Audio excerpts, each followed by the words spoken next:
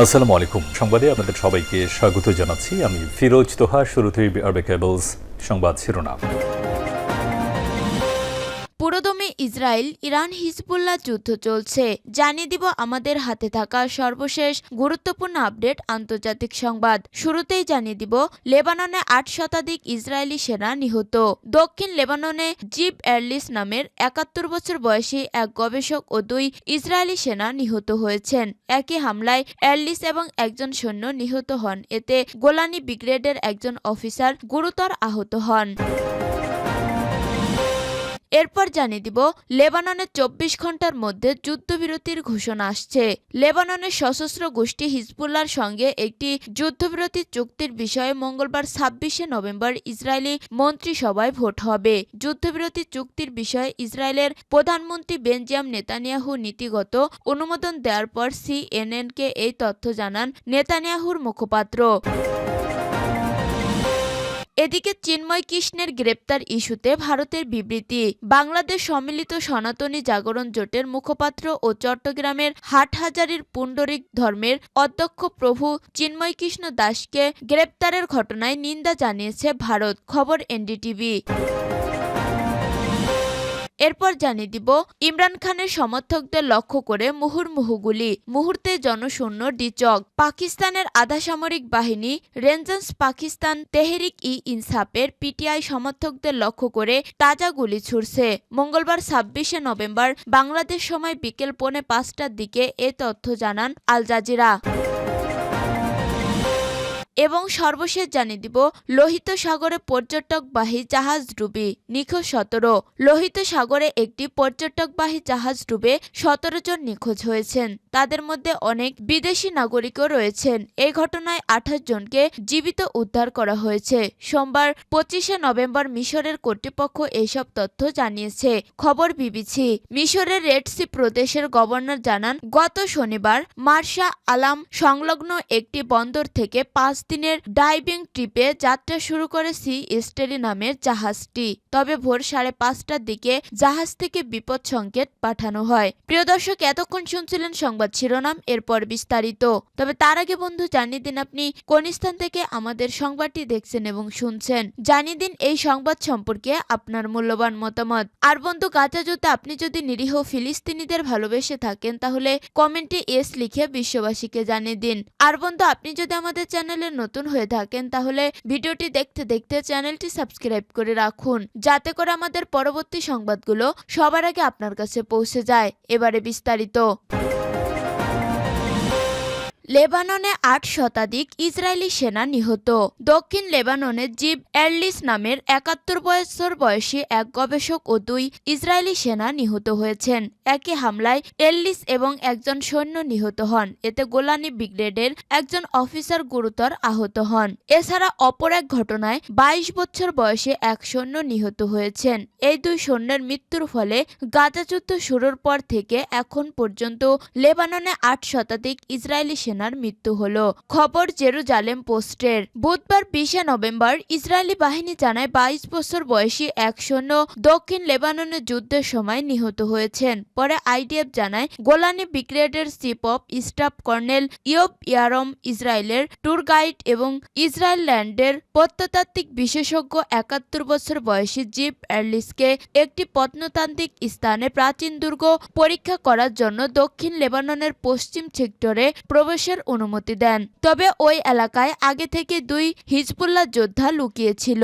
যোদ্ধারা এই গবেষক, ইসরায়েলি সিনিয়র অফিসার এবং তাদের সাথে থাকা অন্যান্য সেনাদের উপর গুলি চালায়। এ ঘটনায় জিব এবং একজন সেনা নিহত হন। তবে ওই সেনা সদস্যের বিষয়ে কোনো তথ্য প্রকাশ করেনি আইডিএফ। কর্তব্যরত সৈনিক বা সংরক্ষিত অবস্থায় না থাকা সত্ত্বেও সশস্ত্র অবস্থায় এবং আইডিএফ ইউনিফর্মে এরলিস দক্ষিণ লেবাননে প্রবেশ করেছিলেন। গুরুতর এই ঘটনার তদন্ত করেছে আইডিএফ। ইতান বেন আমি নামের ২২ বছর বয়সী ইসরায়েলি সার্জেন্টের মৃত্যুর বিষয়ে আইডিএফ বলেছে, বুধবার ভোরে অপারেশন চলাকালীন কমান্ডোরা দক্ষিণ লেবাননের একটি গ্রামে ক্ষতিগ্রস্ত এক ভবনের মধ্য দিয়ে হাঁটছিলেন। তখন ভবনটি ধসে এই সেনার মৃত্যু হয়। পূর্বে ওই এলাকায় ইসরায়েলি হামলায় ভবনটি ক্ষতিগ্রস্ত হয়েছিল এবং আবহাওয়ার কারণে একটি ধসে পড়েছে বলে দাবি করেছে আইডিএফ। এ ঘটনায় আহত অপর এক সেনা সদস্যকে উদ্ধার করে হাসপাতালে ভর্তি করা হয়েছে। লেবাননে 24 ঘন্টার মধ্যে যুদ্ধবিরতির ঘোষণা আসছে। লেবাননের সশস্ত্র গোষ্ঠী হিজবুল্লাহর সঙ্গে একটি যুদ্ধবিরতি চুক্তির বিষয়ে মঙ্গলবার 26শে নভেম্বর ইসরায়েলি মন্ত্রিসভা ভোট হবে। যুদ্ধবিরতি চুক্তির বিষয়ে ইসরায়েলের প্রধানমন্ত্রী বেঞ্জামিন নেতানিয়াহু নীতিগত অনুমোদন দেওয়ার পর সিএনএনকে এই তথ্য জানায় নেতানিয়াহুর মুখপাত্র। সূত্রটি জানায়, গত রোববার রাতে ইসরায়েলি কর্মকর্তাদের সঙ্গে একটি নিরাপত্তা বিষয়ক পরামর্শ সভায় নেতানিয়াহু সম্ভাব্য যুদ্ধবিরতির প্রতি তার সমর্থনের ইঙ্গিত দেন। সোমবার তার মুখপাত্র সিএনএনকে জানান, ইসরায়েলি মন্ত্রিসভা প্রস্তাবিত চুক্তির বিষয়ে মঙ্গলবার ভোট দেবে এবং একটি অনুমোদিত হওয়ার সম্ভাবনা রয়েছে। দুই পক্ষের মধ্যকার যুদ্ধবিরতি আলোচনার বিষয়ে জানাশোনা আছে এমন সূত্রগুলো বলেছে, আলোচনা ইতিবাচকভাবে এগিয়ে যাচ্ছে বলে মনে হচ্ছে।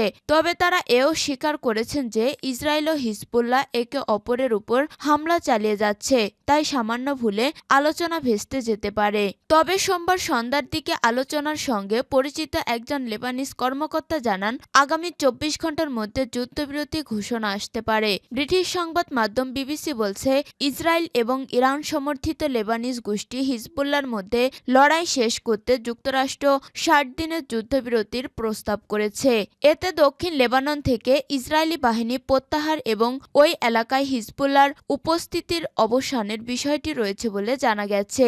নাম প্রকাশ না করার শর্তে একজন পশ্চিমা কূটনীতিকের বরাতে বিবিসি বলেছে, এই চুক্তিতে ইসরায়েল ও হিজবুল্লাহর খালি এলাকা লেবাননের সেনাবাহিনীর উপস্থিতি জোরদার করা হবে। তবে ইসরায়েলের কট্টর ডানপন্থী জাতীয় নিরাপত্তা মন্ত্রী ইতামার বেন-গভির যুদ্ধবিরতি চুক্তির বিরোধিতা করে সামাজিক যোগাযোগ মাধ্যমে একে গুরুতর ভুল বলে অভিহিত করেছে। তিনি বলেন, এখন হিজবুল্লাহকে সামরিকভাবে পিছনের দিকে নিয়ে যাওয়া এবং ধ্বংস করার একটি ঐতিহাসিক সুযোগ। চিন্ময় কৃষ্ণের গ্রেপ্তার ইস্যুতে ভারতের বিবৃতি।